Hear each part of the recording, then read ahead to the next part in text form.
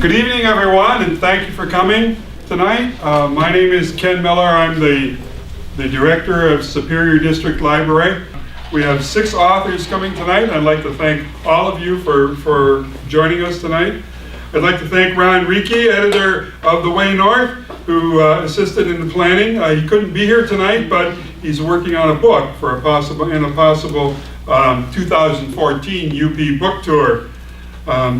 Janice Repka is a professor at Lake State University for helping plan this event tonight, and she's here right there. Yes, thank you for that. Barnes & Noble for providing the books that will be available afterwards for purchase and signing. They'll be right out in the lobby. And the Friends of Bayless Library for our refreshments. As usual, the refreshments are great. The Way North collected Upper Peninsula New Works was published on May 13th. It was a result of 2 summers of a UP book tour organized by editor Ron Ricci. Tonight's event, organized by Lake Superior State University and Bayless Library, is a celebration of the book's publication. Editor Ron Ricci has sent along his thanks to tonight's authors for participating in this event, and to the library, LSSU, and the college bookstore. Of the book's 14 authors with connections to the UP, we are pleased to have 6 of those authors here tonight. Ellen Aragood, Eric Kaczynski, Sue Harrison, Ellie Kimball, Mary McMine, and Janice Repka. Julie Brooks Barber, who was supposed to be here tonight, is ill and is unable to join us. That's unfortunate because she's really good. But another poet has agreed to read her works. Others who were unable to attend have sent their regrets. There's Sarah Rapana, who lives in Minnesota, Joe Haskey, who lives in Texas, Linda Johnson, formerly of Brimley, who lives in Marquette, and Jim Zukowski of the Sioux. We have an upcoming author event. James Menard is going to speak on November 7th at 7 o'clock about the Oshkosh WT 2206, America's Cold Warrior. This is a huge truck that they used to plow the runways with, and he's made this incredibly detailed book about it, and it's really something to see. So it'd be worth coming to see that. And the editor Jan Reed and designer Bill Garish will be here to discuss book publishing. Our order of readings tonight, we're going to alternate fiction writers and poets for about 5 to 10 minutes each. Some of the stories will be read in excerpts. There will be time for questions at the end, so if you have any questions for the authors, please hold them to the end. And our first reader tonight is Janice Repka. Janice Repka's short stories and poetry have appeared in various journals. She's the author of 2 novels, The Stupendous Dodgeball Fiasco, which pretty much describes my elementary school experience, from 2004, and The Clueless Girl's Guide to Being a Genius. Janice has an MFA in creative writing from McMeese State University and a law degree from the University of Pennsylvania, so behave. Okay? She teaches at LSSU, where she helped create the Visiting Writer Reading Series and the Superior Children's Book Festival. She is co-organizer of tonight's event. Please help me welcome Janice Repka.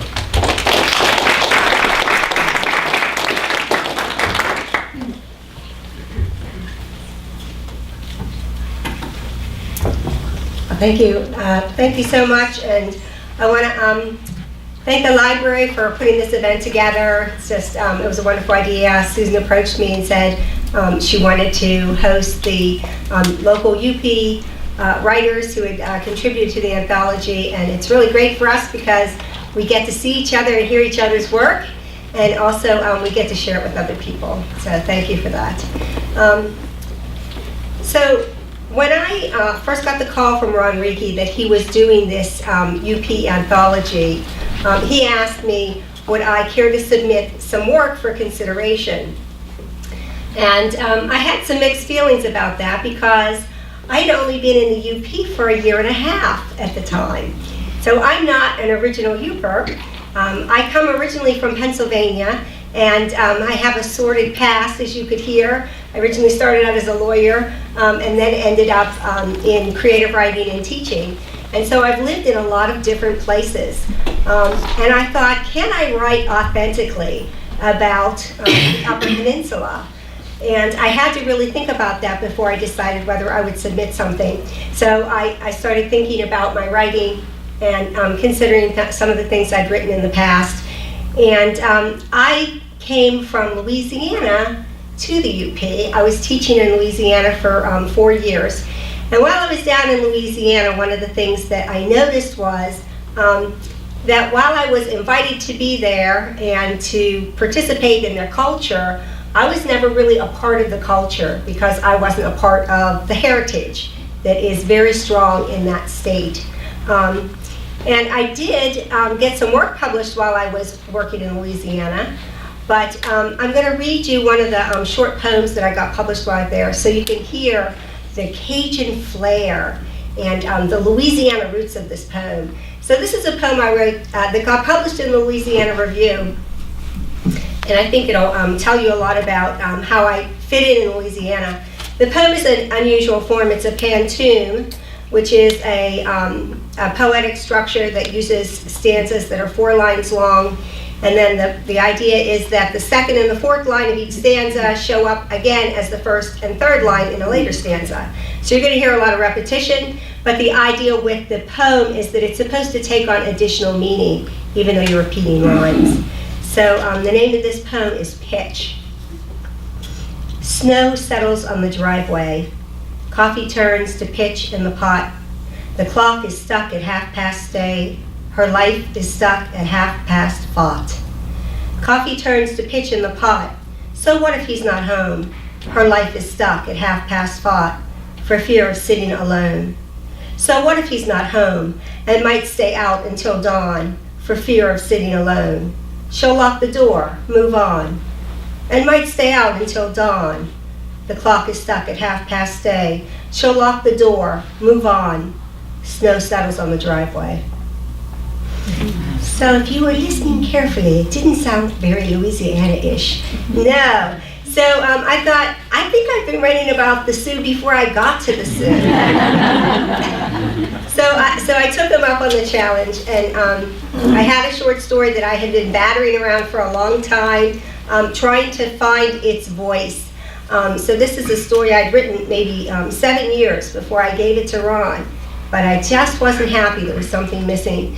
And I found that when I added in the Sioux and the Upper Peninsula experience, and when I placed the characters there, they came alive as if all along they had been waiting for me to come here so that I could discover that.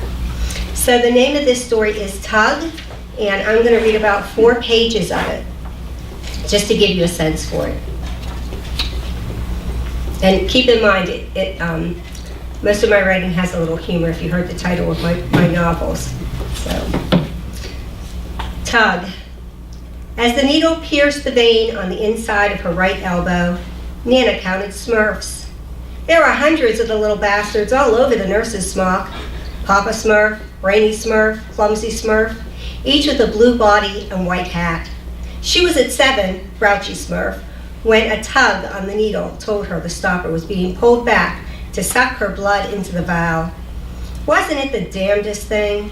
When she was 10 and found the half-dead beagle under the International Bridge, she was the one who had carried it, blood dripping out of its nose, all the way to her stepfather's house. And when she was 23 and Jimmy's Harley bit the dust, she was the one who had pulled the spoke, blood spurting everywhere, all the way out of his leg.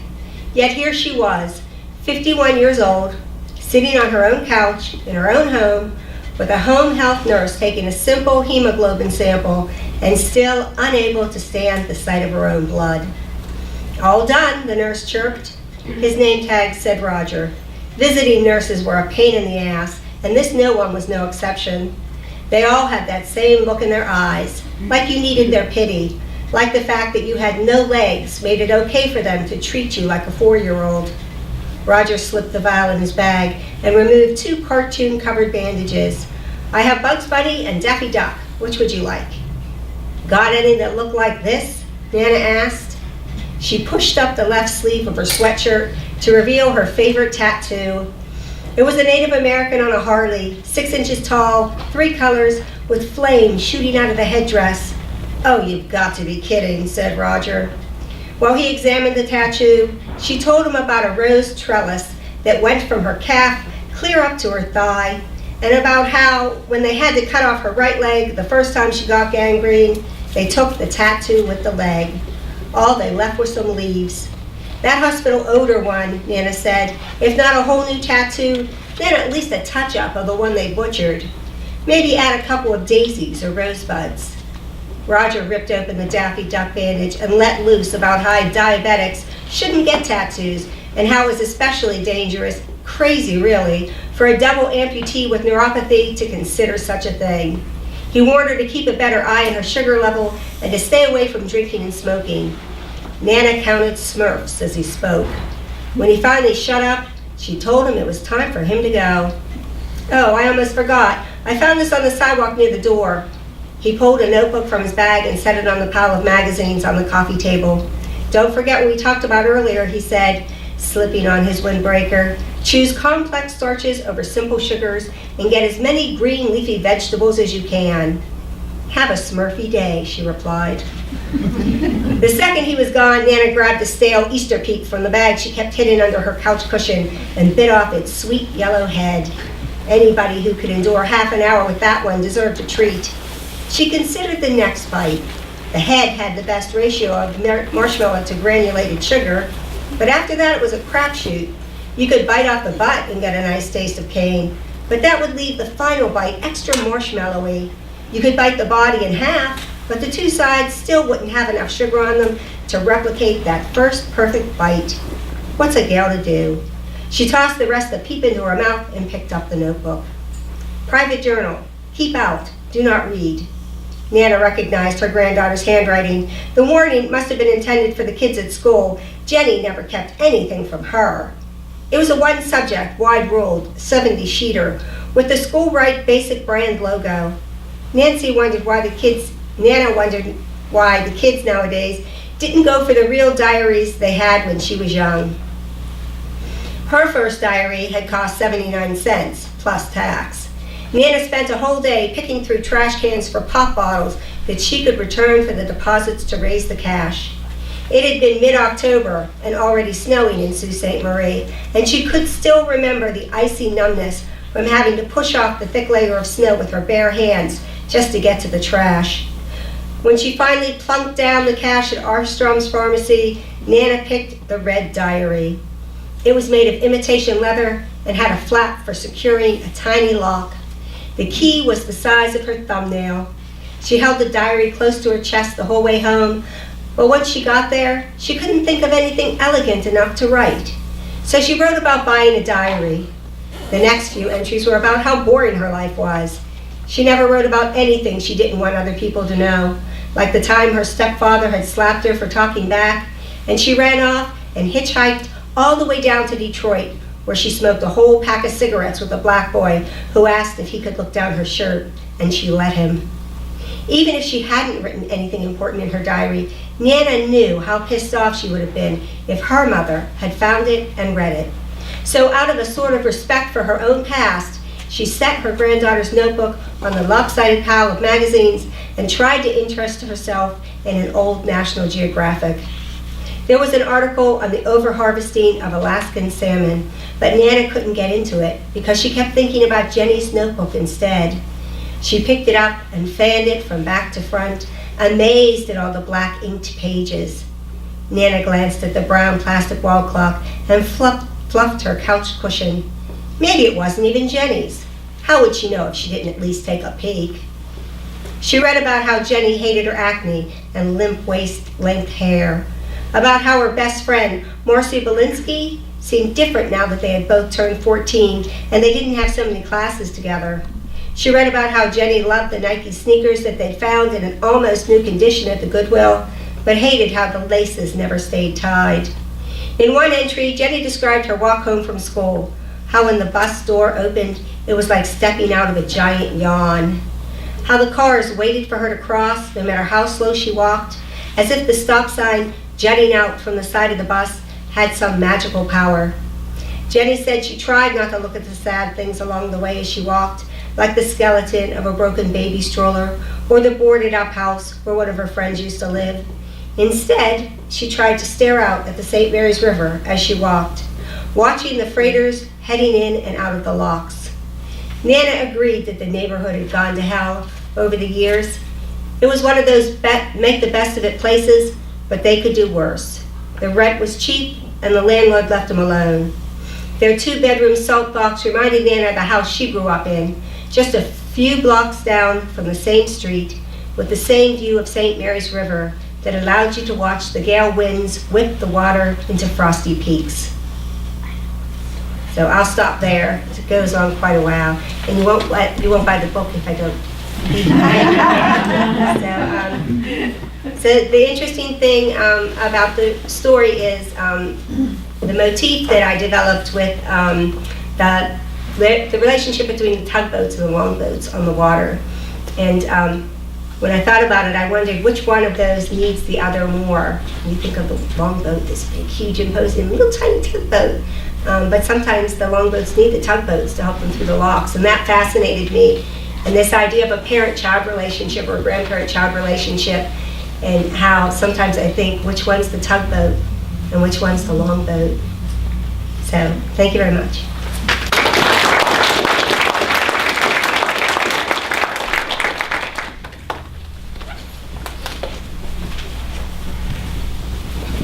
Okay, after that, I'm buying the book. No two ways about it. Dr. Eric Kaczynski has lived in the UP for nearly 20 years. He was a UP Poet Laureate finalist this year. His graduate degrees are from Temple University in Philadelphia. He teaches at LSSU and has published his poetry in chapbooks and various journals, and now in this work. Please help me welcome Eric Kaczynski.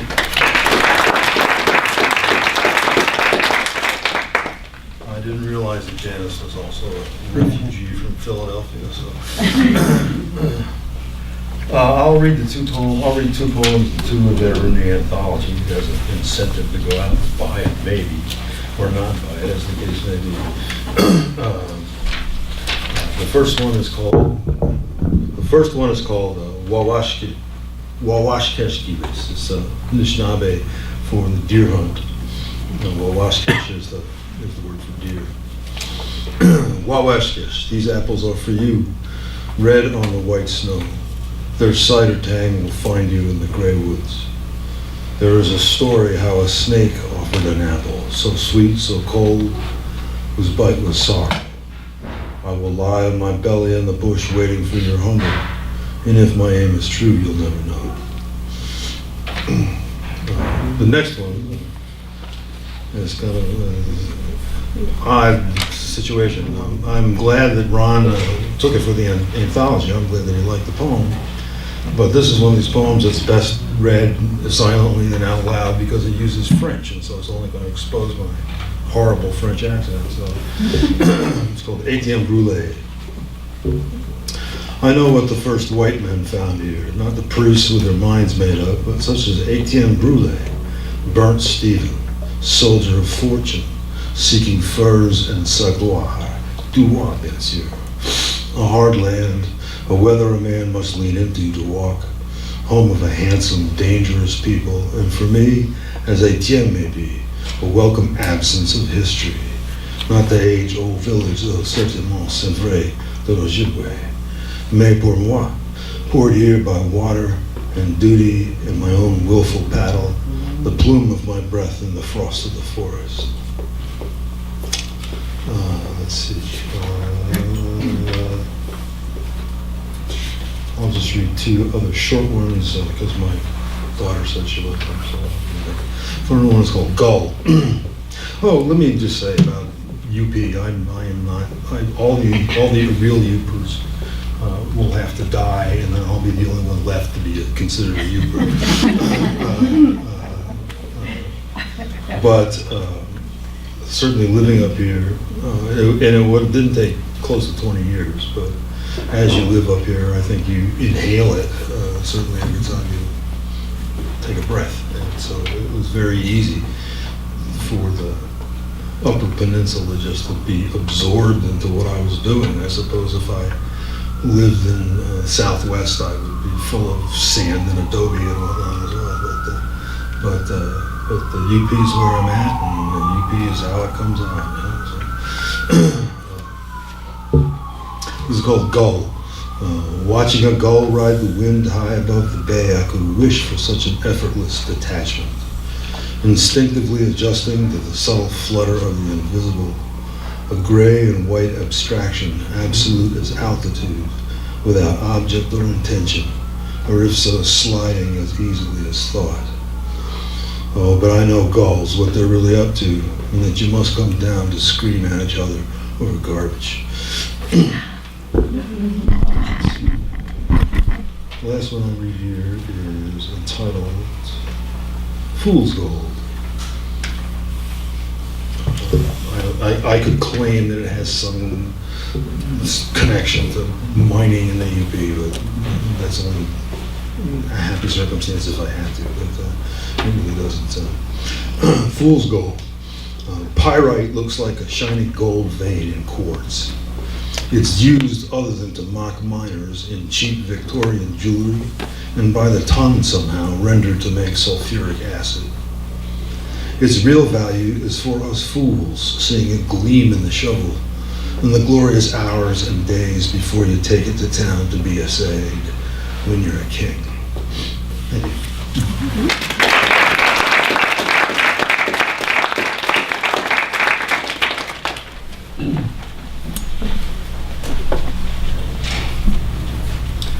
Ellie Kimball's stories have appeared in various literary journals. Her first novel was A Good High Place in 2010. Her second novel of linked stories, all set in the UP, one of which has been anthologized in The Way North, is in progress. She's working on her MFA in creative writing at Northern Michigan University. Please help me welcome Ellie Kimball.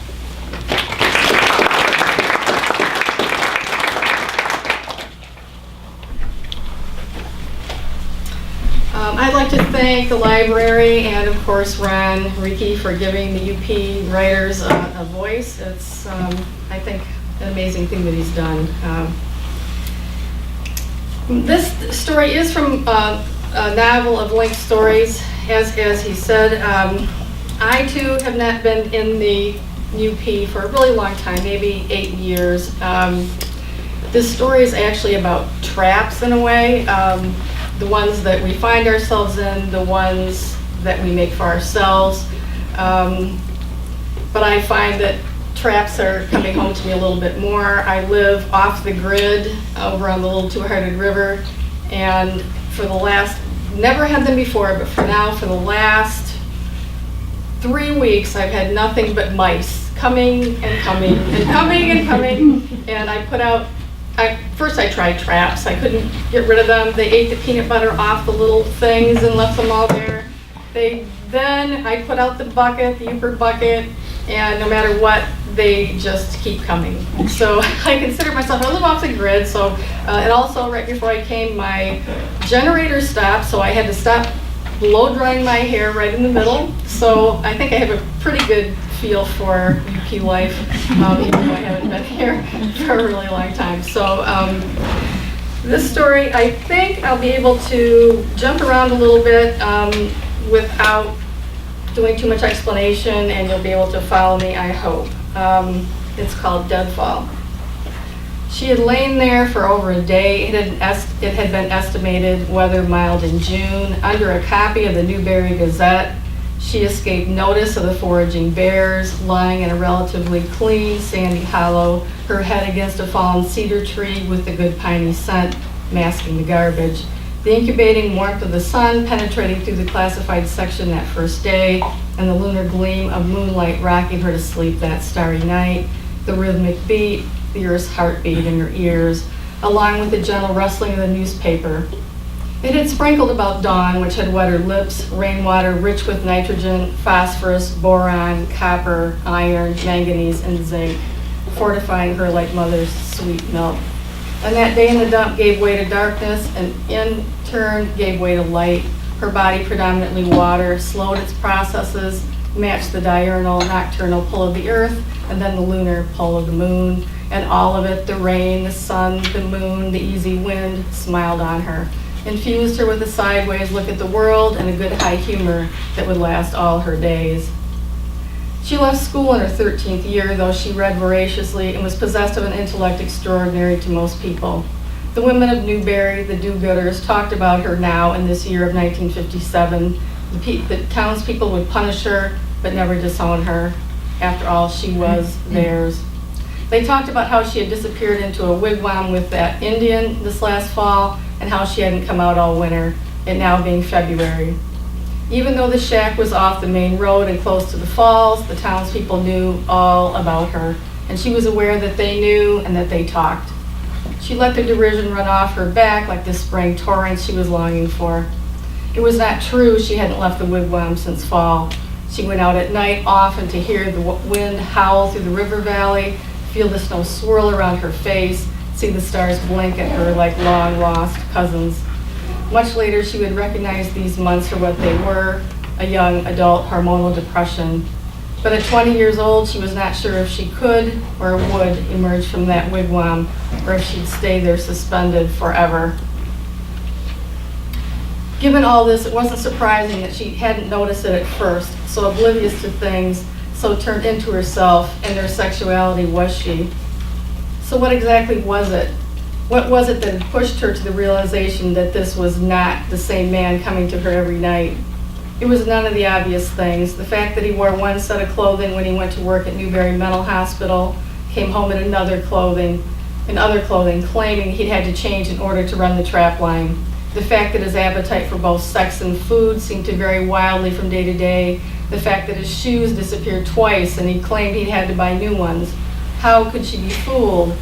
You would think that if anyone could know him intimately, it would be she, a keen observer of life, that she of all people would know. Norna was colorblind, but rather than relying on her other senses, she was even more focused on the blackness or whiteness of things. Perhaps anybody can be fooled. For instance, what does it mean to know somebody? Did it mean you recognized their heart and soul? Was their being like a contained body of water in which you lost yourself, diving until you were immersed in the entire essence of it? Is there a connection between two people that can never be quite the same connection between two others? Did it mean that, in this case, he became predictable to her, that she knew how he would behave, say, in a dangerous situation, how private he was, how selfish, how generous? Did it mean that she recognized the taste of him, garlic and tobacco late at night, his smell, tobacco again, sage and lye soap mixed with old flannel wool from a shirt several years too old? Did knowing him mean she had memorized his body, which he recognized anywhere, his wide, square hands, knobby knuckles, hairless, smooth fingers, with skin the golden color of maple syrup in moonlight? Norna didn't even presume to know him like she knew her own heart. No, she thought, she would settle for knowing him enough to tell him from someone else.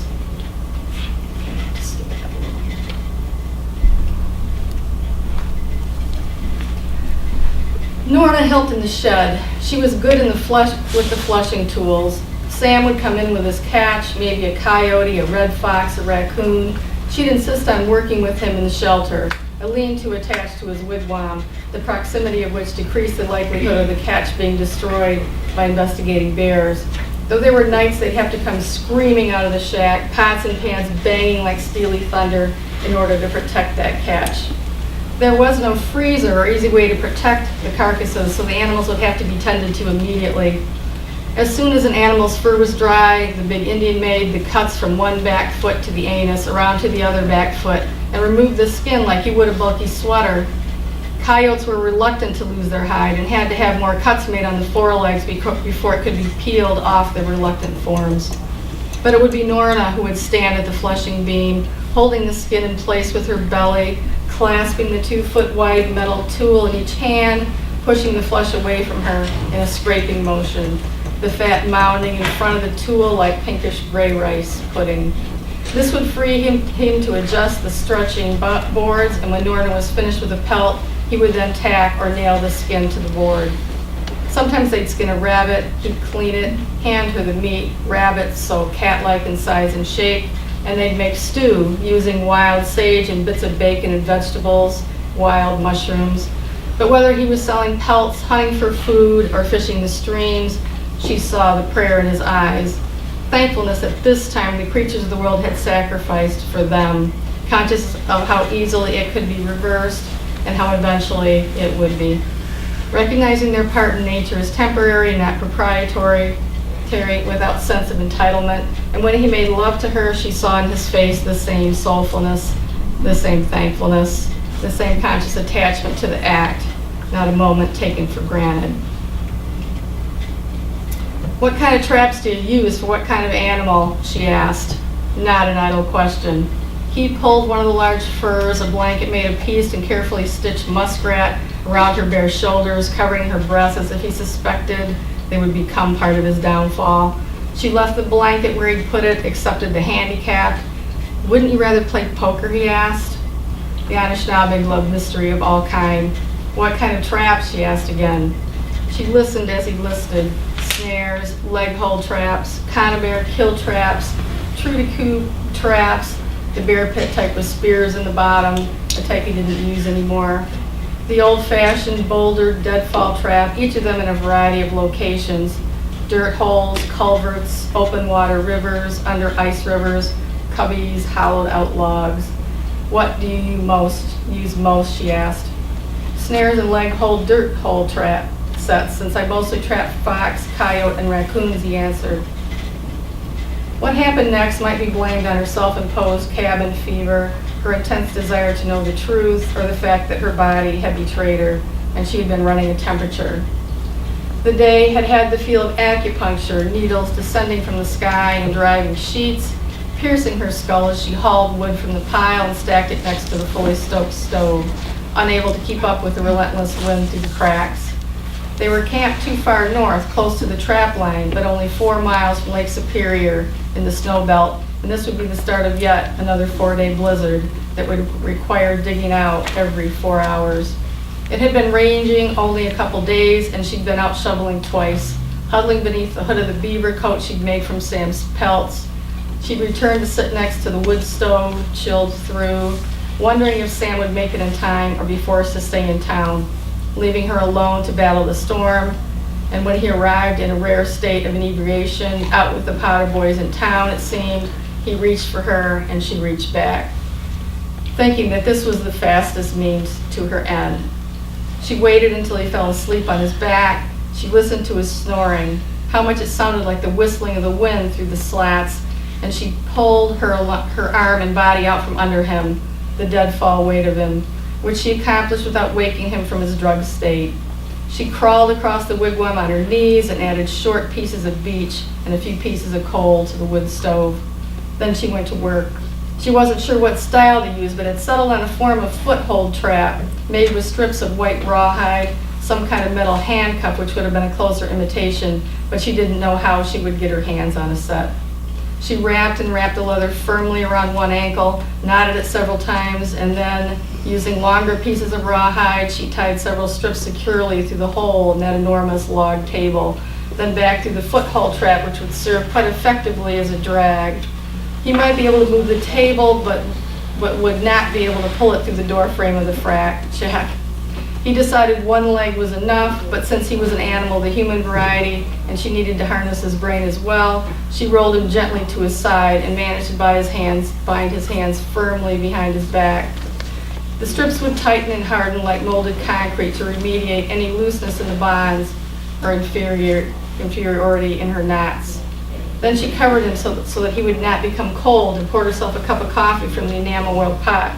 Thought about who would check the trap line and what time Sam was due at work, and she listened to the rhythm of the earth and Sam's breathing, watched the contours of his body and the sepia shadows in which she saw all things, looked out at the night and saw the black humped bodies of fallen trees, another kind of deadfall. Imagined small creatures, the vast wildlife huddled under them and under the cedar sweepers, thought about the pressing darkness that intensified the storm and waited for him to wake up, which he did about daybreak. He took one big heave in an effort to sit up, bound leg preventing it, and flopped back to his side. "What the hell's the deal, Norma?" he said. She hadn't considered what she'd say, an explanation for her actions, yet the look on his face, though he'd asked the question, told her he knew what this was about.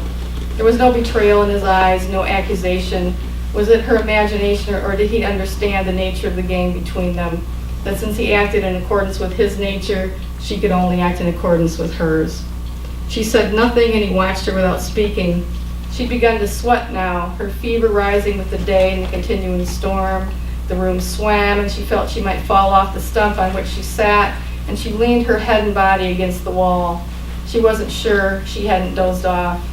When she opened her eyes, Sam was still watching her, but her eyes had become small and fox-like, yet his countenance more bear-like. And she saw him clearly for the first time, and how easily things could have been reversed, and maybe still were. The big animal shifted in the trap. He pulled himself up on one knee.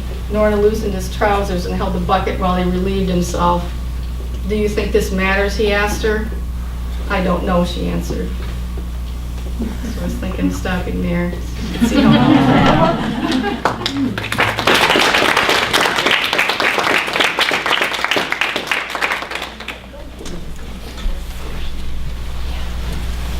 Wow, I think I better be nice to my girlfriend. Julie Brooks Barber is the author of Small Chimes, forthcoming in 2014, and a chapbook, Come to Me and Drink, 2012. Her poems have appeared in various journals. She teaches at LSSU, where she is co-editor of the journal Border Crossing. Tonight, her work will be read by Mary McMahon. Thank you.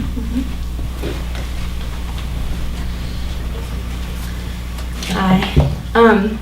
So the poem I'm going to read today on Julie's behalf is called Obads for the North, and an obad is a song or a poem to greet the dawn. So this poem is divided up into 5 stanzas or 5 breaks. They're numbered, and each one of them is about a different sound that you hear up north at dawn.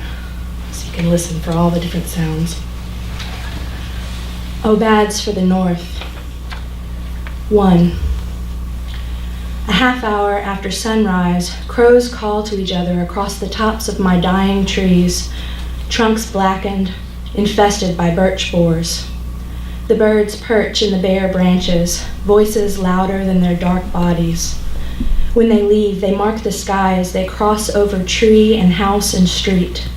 They blank my thoughts, my mind an open slate for bird calls, for my daughter woken by their racket, staggering out of her room, legs shaking, complaining of the noise. 2.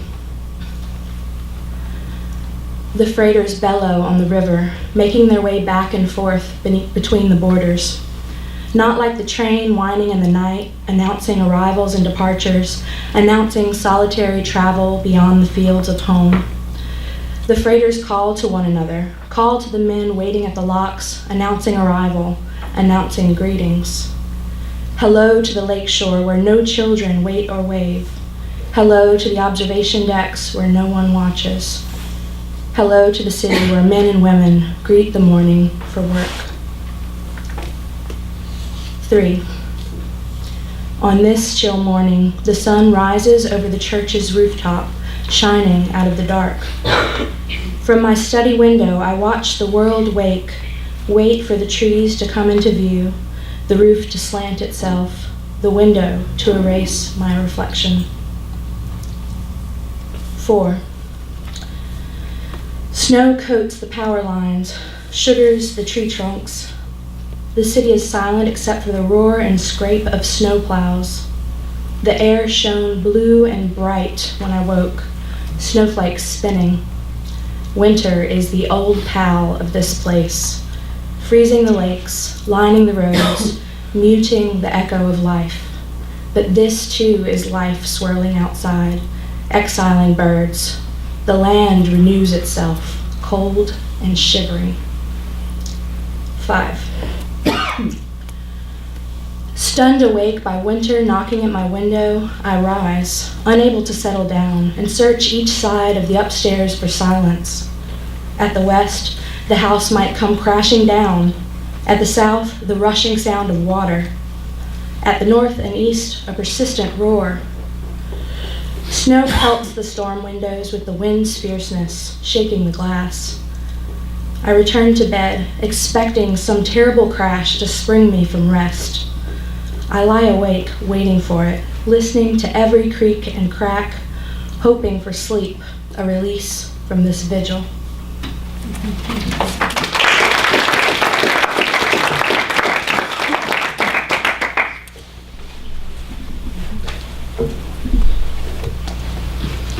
Sue Harrison was raised in the EUP and graduated summa cum laude from LSSU. Her 7 novels have won many awards and have been translated into 13 languages. She's the recipient of this year's LSSU Writing the UP Award. Please welcome Sue Harrison. I wouldn't know, but I have a handout. You guys have seen these before. Is this a test? This is a test. Whoever can sing it. Yeah, I'll just kind of give you some and you can pass it down the road. Maybe that'll be quicker because I'm very tall. What if they can't read music? Oh, they'll just be able to look at the ups and downs like I do. More on the side.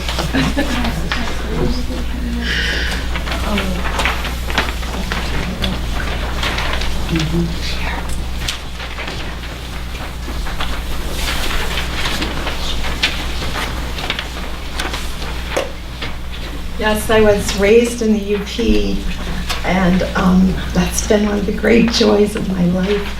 My parents moved us here when I was 4 and a half, and we had been living in Massachusetts before that in Lower Michigan. And when I got to the UP in the little town of Pickford, I thought, this is it, I'm not moving. They're never going to get me out of this place. And they didn't. Miracle, miracle. Okay, I'm the black sheep of my family. My mother's family is extraordinarily musical.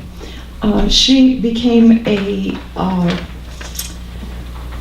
professional musician at the age of 13 when she surprised everyone and won an audition to be a pianist for a traveling jazz swing band. And my mom is about this tall. So when she was 13, she looked like she was about 7. So they had little Patty Sawyer on the piano who could hardly reach the pedals. Her brother was a concert pianist and also an orchestra conductor and a composer. Their mother played the piano. All the aunts and uncles played. My aunt was a professional singer. When I was 6 years old, my mom discovered that I had been born with a great big vibrato voice. And you could just feel the family just, another musician, this gal's gonna sing. And I love to sing, and I play a lot of musical instruments, all of them horribly. And but when I was in 3rd grade, I realized that I didn't love it. I liked it. I had fun with it. I love to be up in front of folks. I'm a performer. But they loved it. They loved it. And I remember my mother having me sing. My aunt and uncle lived out in New York, and they came to Michigan, and my mother having me sing for them. And my aunt just getting this look in her eyes, and my uncle and my mom and my aunt all having a little confab about, and I'm like, oh. I don't want to be a musician. I do not. I do not. Because I have fallen in love with words and I want to write. And I want to write books. Desperately want to write books. So, when Ron Rickey asked me to write a short story, I said, no, I write books. And he said, oh, come on, be a sport. Give it a try. Give it a shot. So, I wrote a little tiny, teeny piece of a short story, which in this book is called Una Corda. I married a 5th-generation Uber. His father is still living and 94 years old, learned to play the harmonica, which he still plays by ear when he was 5. He does not read music. He doesn't really understand any of the concepts of music, but he's a rip-roaring harmonica player. When he was a kid, he had to leave home because he wanted to go to school. And the schools were a long ways apart. And in those days, everybody just had horses in Pickford, where I come from. And so they either had to move to the Sioux to go to school, or they had to move to Pickford. Finally, there was a high school in Pickford, too. He had to farm out. They called it farming out. So you had all these kids who lived on maybe Sugar Island or Nevis or way out in the country, and they had to leave home when they were really little in order to get an education. Now, not all of them did. A lot of them went to their little country school as long as they could, and then helped on the farm. But a child whose parents had aspirations for them had to go and live with someone else. And this is a story about a little girl who had lived on an island. None of that's in the story. She moved to the Sioux. Her parents sent her to the Sioux to go to school. She'd never, ever heard music before. Never, ever in her life, except just someone singing. And I see my father-in-law as that person, you know. And the first piece of music she ever hears in her life is that piece of music you have in your hands, which is a Beethoven piece. It is from the Moonlight Sonata, which we know it mainly by that name. And it's the third movement. It's a presto movement. It's very, very fast. Someone asked me if I could play it, and I said, yeah, very slowly. But when you hear it played, it's like a roar. It's just absolutely like lions coming down on you. It's like wild animals gobbling you up. So here's a little girl. This is at the beginning of the 1900s. She's living in Sault Ste. Marie. To pay for her board and room, she cleans the Opera House, which in the Sioux in that time was located where the Evening News building is now, on Arlington Street. And that Opera House, they told me, was as much a tavern as it was an opera house, but they did bring in performers. And it burned down, I think it was 1913. Anyway, so una corda. Mary let herself into the opera house with the key that Mrs. Orton had pinned to the front of Mary's skirt. The opera house turned cold during the days, so Mary took off her hat but left on her coat and gloves, and she fetched a handful of dust rags from the mop closet. After she finished with the ticket office, she pushed through the double doors that led into the music hall. To her surprise, the electric stage lights were on, and Joy was sitting at the pianoforte, its top wing lifted so that it looked like a bird unsettled in its nest. As if Mary were his cue, the boy began to pound frantic music into the white and black keys.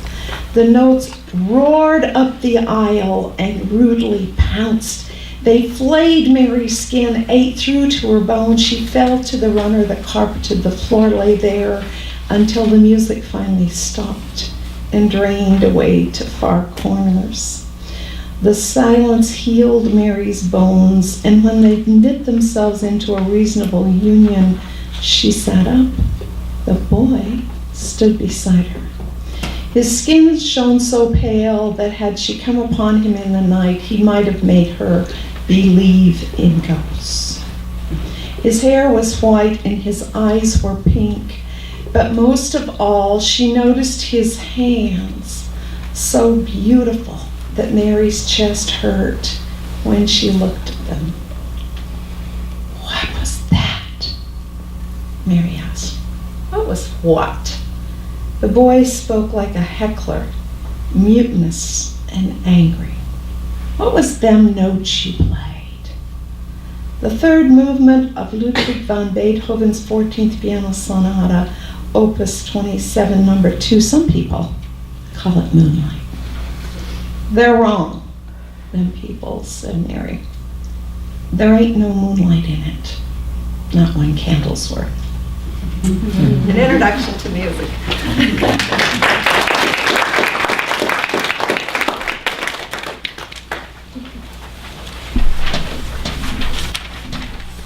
I'm glad you gave an introduction to that. Susan said to me, I read Sue's story, but what does it mean?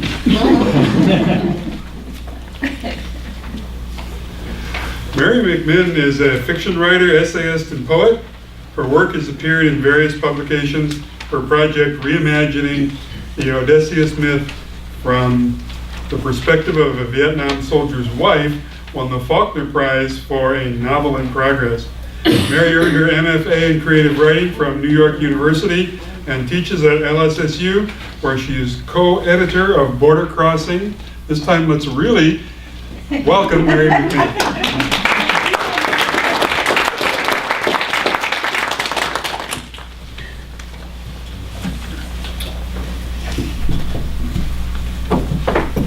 All right. So I'm glad it's Halloween week because my prose poem that was published in The Way North is a little bit spooky. I guess I should start. This is my third year in the UP, and when I drove over the bridge for the first time, the Mackinac Bridge, I just sort of felt like I was entering another world. And then whenever the trees sort of alongside I-75 sort of towered, if they seemed to tower anyway to me, over the highway as I was driving, I really sort of had this feeling that I was traveling into this real wilderness. And I'm from Louisiana, but I'm from the capital of Louisiana, and so I felt like I was moving into the wilderness. And I started to really think about, when I first moved here, about fairy tales. And so the poem that was published in The Way North is called Rotkäppchen, which is the German name for Little Red Riding Hood from the Grimm's fairy tales. Okay, so Rotkäppchen. The beauty of being eaten by the wolf is that you do not remember. You do not live to regret the path that you took or the flowers that you stopped to smell in the woods. There is only the moment of realization that he's eaten your grandmother, that the body in the bed is not hers, but the one who's consumed her and will soon consume you. There is only the flash of great long teeth, white as ivory in the moonlight, eyes like holes, gaping wide as he reaches for you. The better to eat you with. These are the last 6 words you hear before those teeth rip into your white skin. The better to eat you with, as the red hood slips from your shoulders to the floor. There is only a moment of the pressure of hip bone to hip bone, a moment before the tearing of flesh and the crunching of bone, and then nothing, sweet nothing. Instead of the infinite maze of regret and remembrance, instead of the eternal image of his body pressing yours to the floor, oh, the beauty, the kindness of being eaten. Huntsmen, leave us dead as stones in the wolf's belly, without memory, without regret, once the deed is done. And, at the end of the Grimm's fairy tale, the huntsman comes and saves Little Red Riding Hood, and here she's saying, it's not that great of a memory to have, thanks. All right, so I have a couple of other fairy tale poems, and I'm gonna read those, and then I'll leave you with one that's a little less spooky, maybe a little more human. So this one is another Red Riding Hood poem. It's called Wolfskin, and it begins with my favorite translation of the Grimm's fairy tales, that version of Little Red Riding Hood.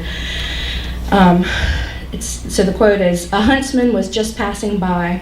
He thought it strange that the old woman was snoring so loudly, so he decided to take a look.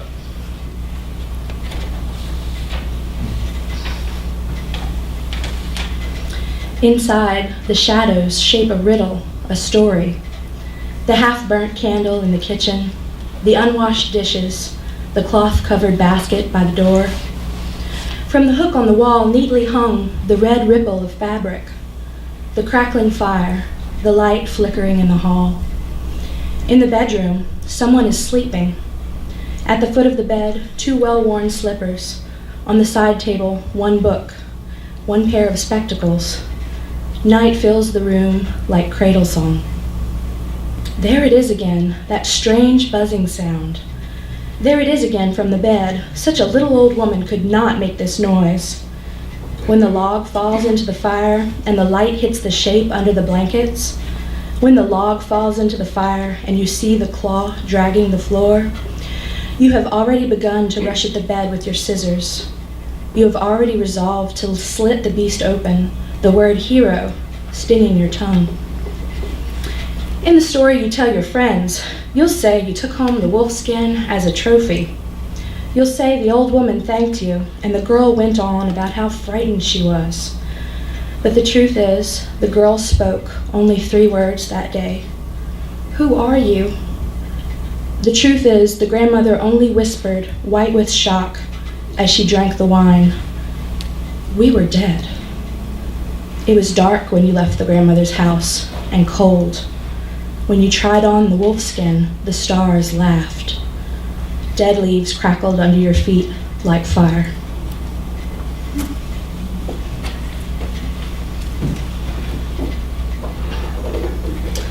Okay, so one more fairy tale poem, and this one is about Rapunzel, and it's another one that's kind of addressing a character. Like that one was addressing the huntsman. This one is addressing the poor prince from Rapunzel who plummets from the tower into the thorns, and somehow when he hits the thorns blinds himself on them, and really that's the thing that that's somehow the only injury that he sustains is the blindness from hitting the thorns, even though the tower is supposed to be really high. But anyway, so this poem is called Hedgehog, and it begins with another quote from Grimm. Blind, he wandered about in the forest, eating nothing but grass and roots, and doing nothing but weeping and wailing over the loss of his beloved wife. Into the thorns you fell, a poor thing, to become blind eater of grass and roots. The once prince turned urchin, moon rat, hedgehog, a snuffling creature with unseeing eyes. Wander the woods at night, scent the trees, eat your snails and frogs and berries. Stumble into the feet of the mother of your children as she suckles them, one on each breast, the twins, of fate and forgetfulness, the scent you once licked and bit gone wild. Press your snout into her bare feet. She has forgotten you. Remind her. Remind her. Lick and bite her until you froth. Lick her new scent onto your spines. Then show her what the witch has made of you. Only her tears can change you back. Only she can heal your eyes. All right, and then this last one, I actually, my husband is in the PhD program at Michigan State, and so we spend a lot of time driving back and forth on I-75, and there's a sign for a butterfly world on I-75 that I've never been to, but I'd be interested to hear about it, and I really should stop at some point, but I never stop because my daughter, who is almost 3 years old now, is always asleep in the back seat of the car. And I've always wanted to stop, and there's a butterfly dome that I remember back home in Louisiana. Anyway, so this poem I wrote in the car while I was driving while my daughter was asleep. And it's about the butterfly dome, so that's what it's called. And it's fictional. I don't have 2 children, just one, but in the poem I have 2. Because I'm a fiction writer.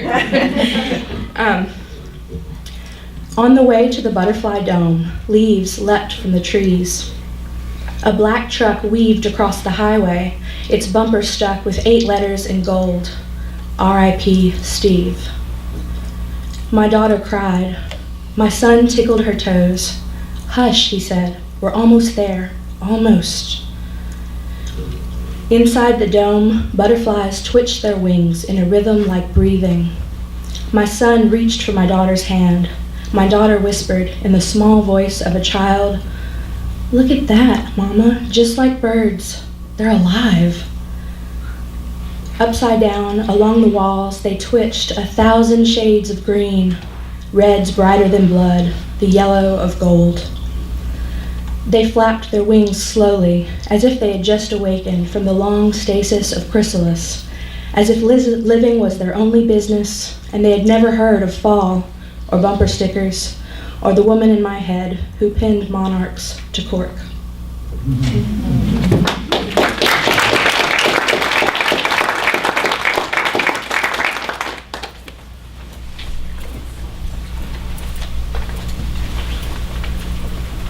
Ellen Eargood runs a diner in Grand Marais with her husband. She's the author of 2 novels, Salt of Superior and Prairie Evers.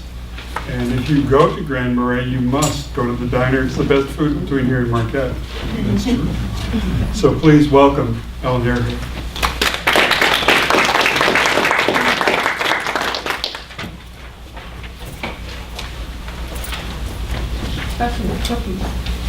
Hi, everybody. I'm happy to be here. Like Sue, when Ron asked me for a piece, I said, I don't write short stories. And he said, come on, give it a try. And I said, well, I did write this one short story. So I sent that on to him. And like Mary, I'm a fiction writer, but really and truly at heart, I'm a nonfiction writer. That's the real me. So I also have a nonfiction piece in this book. I think I might be a Youper. There's been a lot of talk about that here. I've been up here for 22 years. I grew up downstate in a little farm in the Thumb area. But I fell in love with the UP when I was in junior high. And then I fell in love again with the UP when I came camping with my sister. And then I moved here very impetuously because I fell in love with a man. And I married him, and I moved up here at age 25, full of very romantic ideas about what it would be like to live here, as well as everything else. What it would be like to live here, what it would be like to be self-employed, to be married, to be a step-parent, to be an adult, to own a dog, to have a house, and to write, because I had wanted to be a writer since I was 10. And I survived all of my romantic ideas, and I don't regret it, not a bit. And I love it here. And like Sue said, you won't get me out of here now. Bye-bye. And I love all other parts of lots of other parts of the state. I have family downstate. I love them. I have friends down there. I like to visit, sort of.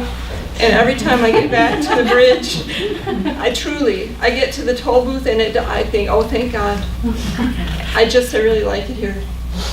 And there's a lot of talk everywhere I go, it seems like, about what does it mean to be a Youper. And I'm not sure, it's not for me to say. I'm honored to say that in my hometown, a number of people who are native to the place, they tell me that I really am a Youper.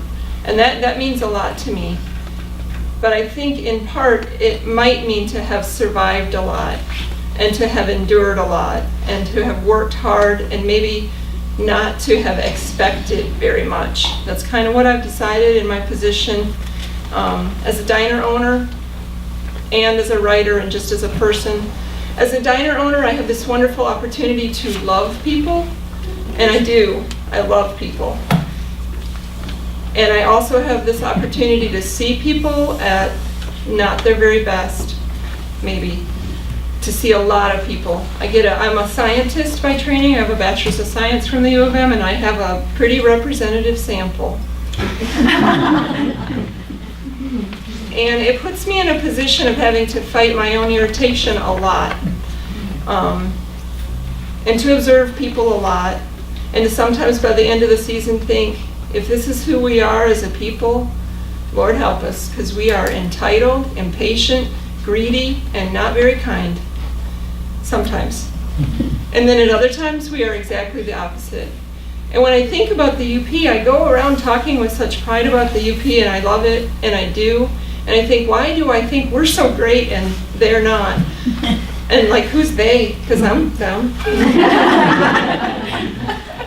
And I do think, on the whole, I truly have found or seen or believe that people in the UP have a greater reservoir of kindness and patience and perspective that I think might be less evident in the wider world, maybe. And I think that might be because it's not so easy up here.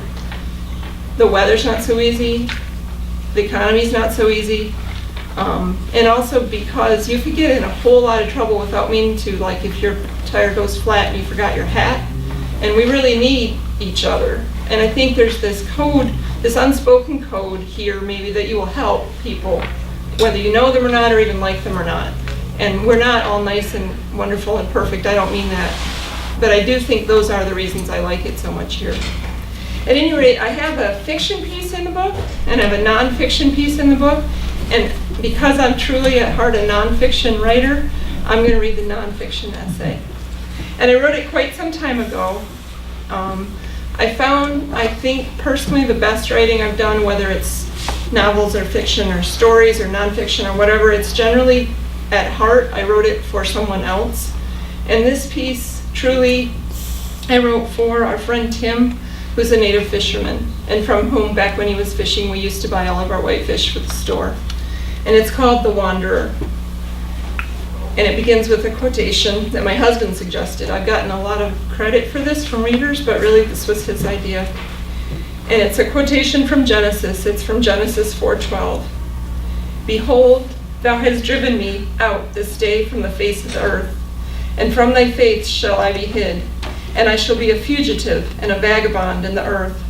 And it shall come to pass that everyone that findeth me shall slay me. The vagabond docked last Monday night.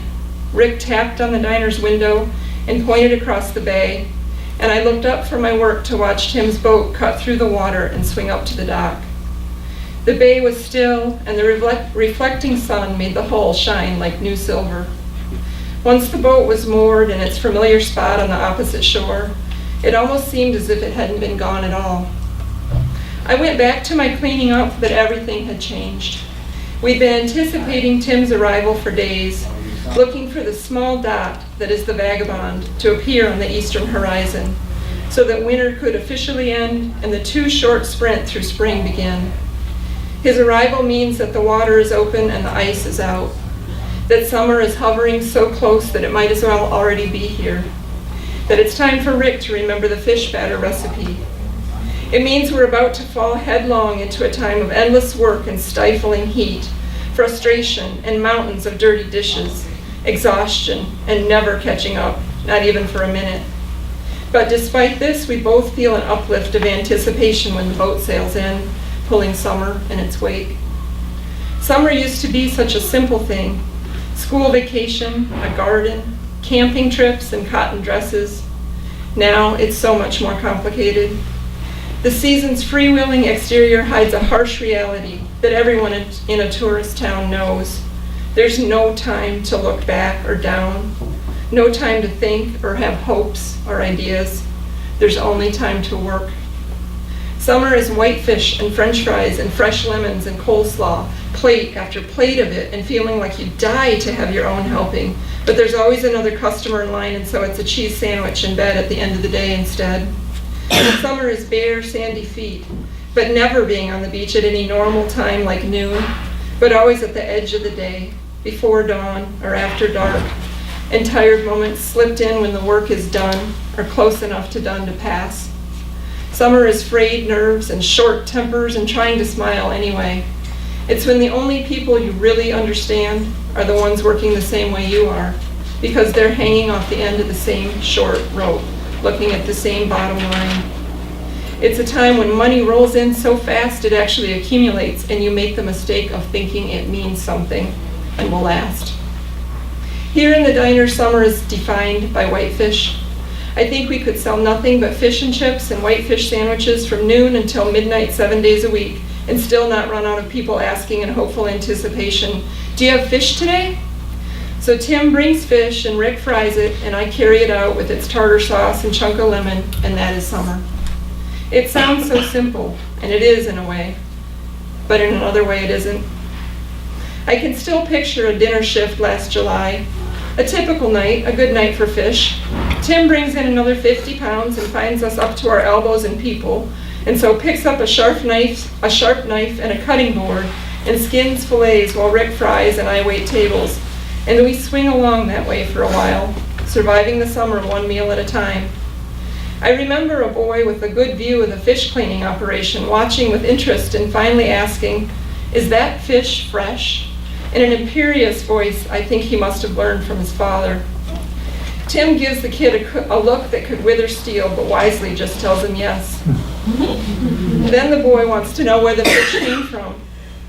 The lake, Tim tells him, straight-faced, and I have to bite my lip because it's such a perfect UP answer. The lake, of course.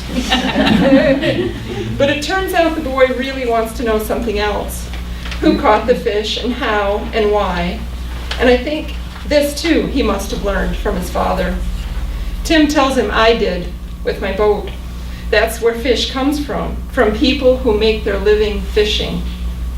I can't smile this time because this too is a UP answer, but one fraught with hard feelings on every side.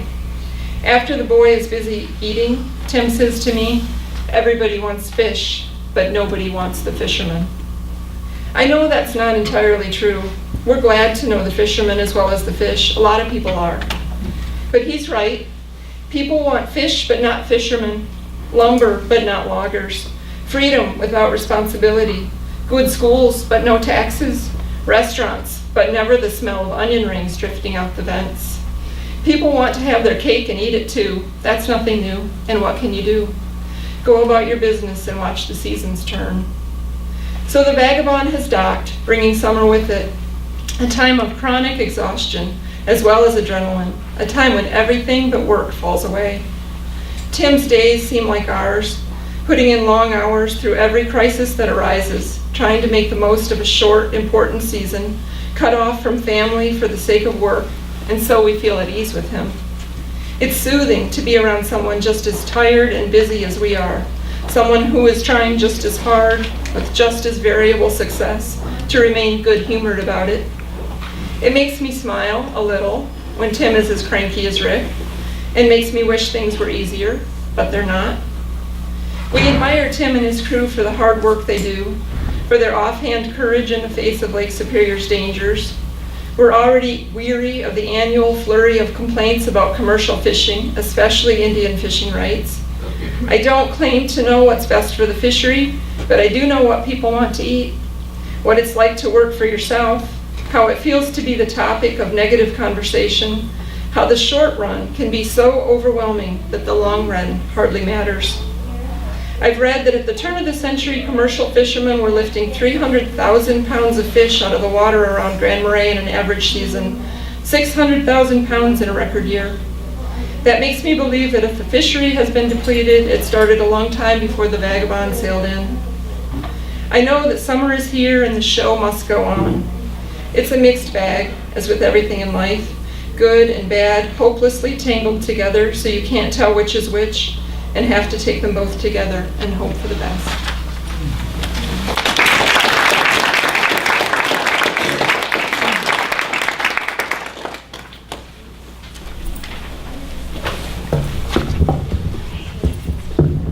Why don't we take about a 10-minute break so that you can have some refreshments and buy some books? Then we'll come back with questions for our authors. Does that work for everyone?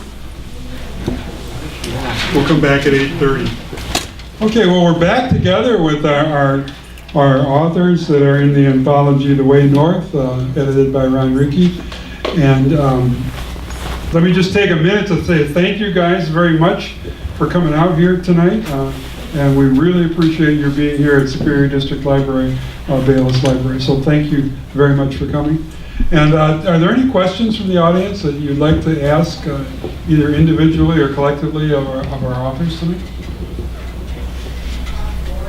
Yes? Could you tell us a little bit about Prairie Evers? Just a little bit? Prairie Evers, Could you repeat that question so everybody can hear it? she asked if I could say a little bit about my second novel, Prairie Evers, and I'm thrilled to, because Prairie's kind of my favorite of my two books. Yay, Prairie! Prairie Evers is a middle grade novel officially, which means the publisher's aiming it at 8 to 12-year-olds. Although a lot of my adult readers have told me that they loved it, and a lot of them have said it's their favorite of the two, and it's kind of my favorite. And I think because Prairie is a rare circumstance for me, the story, Prairie came to me as a narrator, and she had something to say, and in the book I just tried my best to follow her voice. So that's the only time that's ever happened to me as a writer. I'm not one of those writers who is inspired very often. It's all quite laborious normally. But Prairie is, she has a strong voice. She's quite a character, and I know that at some level I created her, but how I feel is that she is a spirit alive out in the world, and I was fortunate enough to be able to listen to her tell me her story. And when I was talking that what I feel is my best writing is typically writing I've really done for someone else at some level. Prairie Evers as a novel really was inspired by a student I met here in Sault Ste. Marie. So the book is set in New York State, and it's not about the student, but really meeting someone here at Bawading, a young student quite a few years ago who had survived a very traumatic experience with grace beyond any that I've seen in anyone ever, made me want to write the book. Thank you for asking. Further questions? You guys are not helping me out tonight. I have a question. Yes, ma'am. This is just for all of the authors. I know a lot of you are teachers, parents of young children, restaurant owners, whatever. My question is, how do you maintain two lives? Like, as the writer, how do you continue writing? How do you find time? How do you find inspiration? How do you keep plugging away while you have your day-to-day, responsibilities? So I don't know. You wanna just take turns answering or what? It's a great question for myself. It's a huge struggle. I am stubborn to the point of idiocy. I'm as dumb as a box of rocks, and I won't give up. And I sacrificed almost what little tiny shreds of personal life I could have had left in order, because I was driven to want to write. Short answer. Crazy. Yeah, I write novels mostly, and poetry is something that I do when I have short bits of time or time in the car. Although I've been writing poetry since I was really young, but the novel writing is something that my short answer is sleep less. and I say that with a crazed, sleep-deprived look to my eye. But yeah, I do it after my daughter goes to sleep until sometimes I forget what time it is, and I get really scared when I look at the clock knowing what time I have to teach. So yeah. I wrote a memoir that probably will never be published, but I literally would drive myself after work upstairs, like almost with a lash, to my computer, and would often fall asleep. And there. It's a bit of a cliche to think of a novel as a child, but if you think in those terms anyways, you think about, I already got 3 children. I'm doing the best I can. A fourth comes into the world. What do? You still find time to somehow nurture that child. Mm-hmm. So it's the same with your writing. It's that fourth child, and somehow you have to find the balance. It might be, you're cutting out a TV show. It's a half an hour a day. It's wherever you can find the time, whatever you can do to try and to do something to keep going. Because if you just think, how can I do this? It stops you. If you say, I've got 20 minutes, then you're off and running. I was always a night person, but a writing instructor once said to me, I asked him, how much do you write a day? And he said 15 minutes, and I was shocked at that. And that's what I started imposing on myself, 15 minutes. It would sometimes end up being 2 or 3 hours, but if I only did the 15 minutes, the project stayed in my head, and it was brilliant. So when I did get back to writing it, it was already there. So that's the best advice I ever got. I also think a schedule is really important. I write a blog for a Canadian blogger. I write a post every month for her about writing, and the one I just finished was called Breakdance. and it's for November. And I was trying to express to beginning novelists that you need to schedule breaks. It's really, really important to schedule breaks. But you also need to schedule time. For me, when I was working a full-time job and had kids at home, I got up at 5 in the morning, every morning, 5 days a week. But I didn't get up on Saturday or Sunday, and I gave myself Christmas off and Thanksgiving off. I had certain days. But if I were sick, I still got up and wrote, because I knew if I really, okay, I've got this horrible strep infection and I got this fever, so I'm going to stay in bed. Then the next time it would be, I've got a hangnail and I'm going to stay in bed, So the schedule is really important for me. That 5 o'clock time period, I was working out Lake State. I had to drive, I had commute time, but that gave me an hour and a half to write before I went to work. I had a hiatus in my writing of more than 5 years recently, and I'm still having a lot of trouble finding time to write because I have parent care now. I'm taking care of 3 parents now. My mother is in a home, but this brilliant pianist can no longer use her hands, so she has to be spoon-fed. And so I go feed her 3 times a week. And that takes a chunk out of the middle of your day, and then I take care of my 94-year-old father-in-law and also my own dad. So I say to my husband, I've got 3 guys and 3 houses. Heaven help you when you all explode something in the microwave on the same day. But there's still time for writing now. When my mother-in-law was alive and she had Alzheimer's, I did not have time to write. Alzheimer's is like, 36-hour day. And when I began taking care of her, we had no idea what it would do to my career. But it just totally demolished it.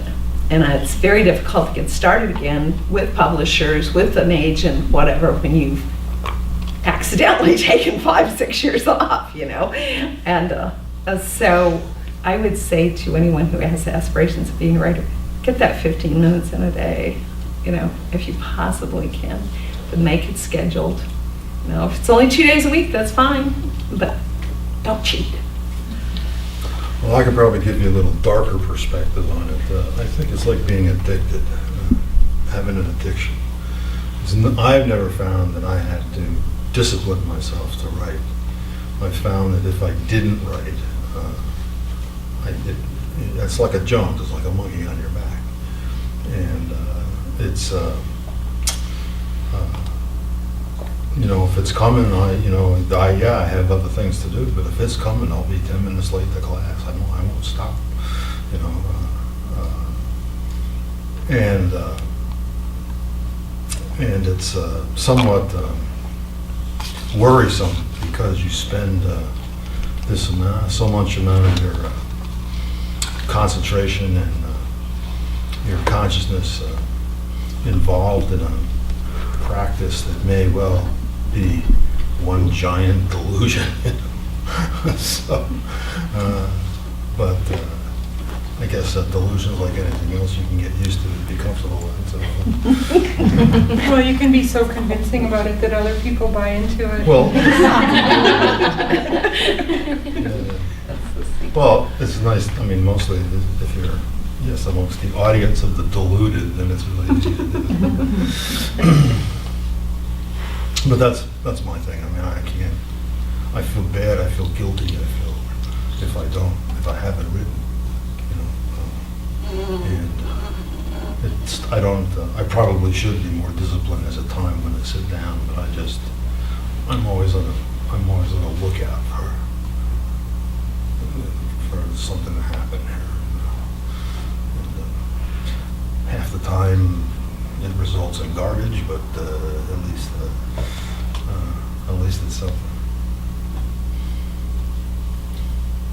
I think that poets too need inspiration. I don't write poetry. I just don't have the beautiful words for that. But you can slog it out with a novel, and you can go back and you can patch it up. But For a poet, I think it's just like all of a sudden the music comes into them and the muse grabs them, and that's a whole different situation. I can see why you wouldn't have a scheduled writing time for that. But when you do have it happen to you, you say everything else goes away. Well, the most hilarious view of the poet is from the movie Dr. Zhivago, where, if you'll remember, they're in the ruined summer cottage, and Laura's asleep, and he sits down, and he's got this sheaf of paper, and when she wakes up, he's got this whole collection of poems done, and she reads them, and she says, "How beautiful!" You know, he did it all without any revising or throwing any away. None of them were crap, you know. He just came out like deathless poems, you know, and at night in the frost. It's a little bit more laborious than that. You get a lot of something that looks like it may be a poem someday if I keep hammering away at it. From my perspective, I cannot comprehend what it would be like to write novels. I mean, I remember visiting Faulkner's place in Mississippi, and he had sort of like the plan, the outline of one of his novels written on the wall, you know. And I can't imagine having to keep track of all that and do it day after day and still keep the same level of intensity. I just can't. I don't understand it. I think it's not that. I think there's like the difference between maybe sprinters and long distance runners or something like that. You know. It is, it's just horrible, you're right. It's awful. I really love to read novels. That's why I do it. I really like to read them. Why is it so hard to write them? I think poems are most fun. Poems are a lot more fun. Well, yeah. Sort of. Except for good poems are not a lot more fun. Well, see, I should take objection to this. You know, I poems because I can write them in the car. I mean, you know, I wrote it over and over a long period, repeating the or lines in in my my head. spare time. It's a long drive. It's 4.5 hours. That's a long time And to a write a PhD teeny program poem. is a lot of years. It is, yeah. William Carlos Williams wrote all those short poems because he used to write in between his office visits as a doctor. So there must have been something waiting in the waiting room with Dr. Williams, you know. He's not ready. He's not ready now. Yeah. Does anybody wonder what their English teachers were thinking of you now? Were you all good English students, or the English teacher just never understood you? I was a good English student. Yeah, me too. Yeah, I I remember was a model English student. I remember the comments on my poems in junior year, like the little phrases that she liked and didn't like. Still. What about you? Were you an English student in school? Yeah, I never revealed my dirty little secret of what I was doing. So in terms of English at school, it just came easy to me. So. I can't say I was a bad English student, but I was very quiet and mousy and didn't let anyone know that I was there. And when I was young, I hid my work. You know, when I would write, I'd come home, other kids would come home, watch TV, I'd come home and write poems, and then I'd hide them under my bed. I mean, nobody ever saw any of the work I did. I didn't even know that poetry being published was like a thing, because I wasn't exposed to a lot of the arts when I was growing up. To me, it was like keeping a journal. You come home, you write poems. You come home, you write short stories. And then, what are you going to do with them? Stick them under the bed. So it was a lot different for me. I wasn't one of those people that was sort of identified as having potential kind of things.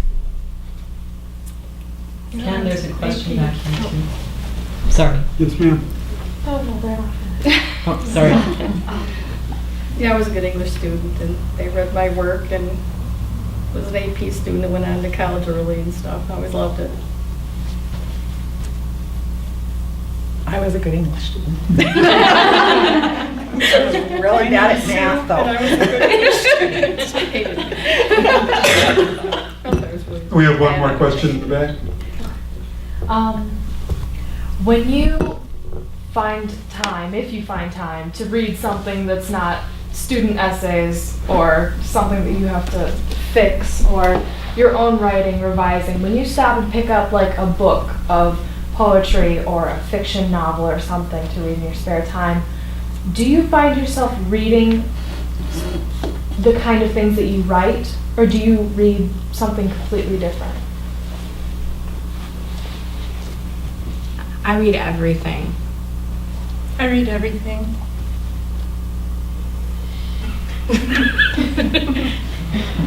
I read mostly what I like now, but I used to read mystery and things like that. Maybe not exactly my style, but people that I really admire. I read what I wish I could write like. When I have, and that's probably only one book every 6 weeks, because the rest of the time I'm reading books I have to read to do reviews or manuscripts to for other people, or my own crappy stuff. You know, you're at that point where you look at it and think, oh, rats, this really stinks, and I thought it was good yesterday. But yeah, I every now and again, and you know, you just read something that just sings. Oh, it's so gorgeous, and it just lifts you up, and you think, that's why I write, even though I'll never get quite there, or never even remotely there. You just start. What was that poem? Who read that? That when you were a king, for that little while that you were a king. Yeah, that little while that you were a king. And I thought, that's it. That's why I write. For that little while I'm a king. And when you read those other books that are so gorgeous. I read some contemporary fiction. I read The New Yorker regularly every week. They have a short story published in there. So, you know, as a short story writer, you know, it helps me to keep reading really good quality short stories. So, and of course, there's all kinds of great nonfiction and other things going on in those kinds of publications. And the other thing I've been doing since I came to LSSU, we put together a recommended reading list with like 100 books that the students are all supposed to read. If they're doing a good job, and I said, well, I'm going to have to read them all, right? I mean, you know, to be a good teacher. So I've been working my way through that list. So I'll pick, you know, every semester I'll pick 2 or 3 of them off the list. And then in the summer I'll read like 10 of them to try to make my way through the list. And it's a lot of things that, like Pride and Prejudice, I've seen the movie. I've seen several versions. But honestly, I hadn't read the book. So I feel like I know it, but I feel like I need to read the book. So that's one of the books I read this last summer. And I was like, I'm so glad I read that book. It's so much better than the movies. So you know, I think, you know, I'm intentionally going back to those classics now and reading a lot of them and really getting a lot of pleasure out of that as well. So you can find it online. Send me an email if you get there before I do. Well, I read a lot of nonfiction, histories and things like that. For some reason, and I guess I should be ashamed to say it in this crowd, but the thing I know that nobody's making it up, you know, that it really happened. And then I read poets that I find who I like, and then the greatest tragedy happened to me just a little while ago when Elmore Leonard died. I used to represent. I needed to. I just wanted to go have fun. I used to read Elmore Leonard. So.